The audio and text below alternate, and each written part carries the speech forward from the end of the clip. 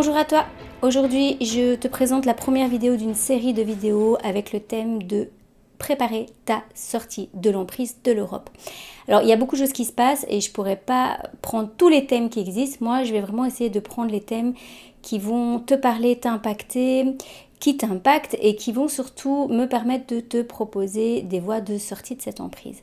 Alors sortir de l'emprise, c'est pas quelque chose où on doit systématiquement fuir, même si des fois c'est bien sûr nécessaire. Quand ta vie elle est en danger, eh bien là ça peut être la fuite. Ta vie physique ou ta vie psychologique, maintenant avec ce qui se passe, l'étau se resserre et la fuite devient de plus en plus compliquée à mettre en place, et c'est pas une si mauvaise chose que ça, parce que ça nous demande de travailler sur nous, ça demande de travailler sur nos traumatismes, parce qu'il n'y a pas d'emprise sans peur, et que la peur c'est pas juste de se dire bah je veux plus avoir peur, c'est quelque chose qui se vit dans tes cellules, qui vient des peurs transgénérationnelles, de l'inconscient collectif, de tes traumatismes personnels, de tes traumatismes familiales et des traumatismes de système.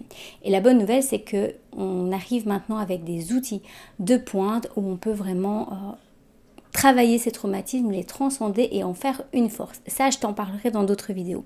Cette première vidéo, elle est là pour te dire une chose, c'est que pour sortir de l'emprise, il faut se préparer.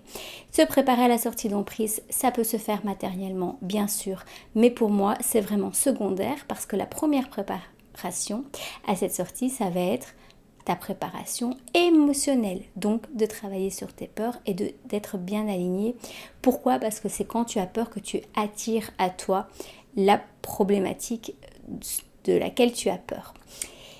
Et on n'a pas toujours conscience de nos peurs. Et donc justement, ce qu'on est en train de vivre, la manière dont ça va t'impacter, les réflexions que tu vas avoir par rapport à tout ce qui se passe. Donc moi, je suis en Belgique. Donc là, on va parler beaucoup de ce qui se passe au niveau de l'Arizona. Mais bien sûr, au niveau de l'Europe, bizarrement, tout est assez similaire puisqu'on est dans un système d'intergouvernementalisation qui est le mot le plus long. Après, anticonstitutionnellement, il l'a dépassé, mais en fait, c'est exactement la même énergie.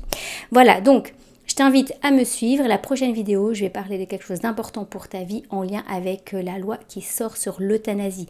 Et avant cela, juste pour te dire que la préparation, c'est une question de pourcentage.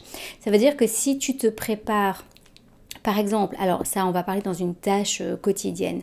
Tu réfléchis dans ta tête à comment tu vas mettre en place ta journée, comment tu vas faire ton repas par exemple.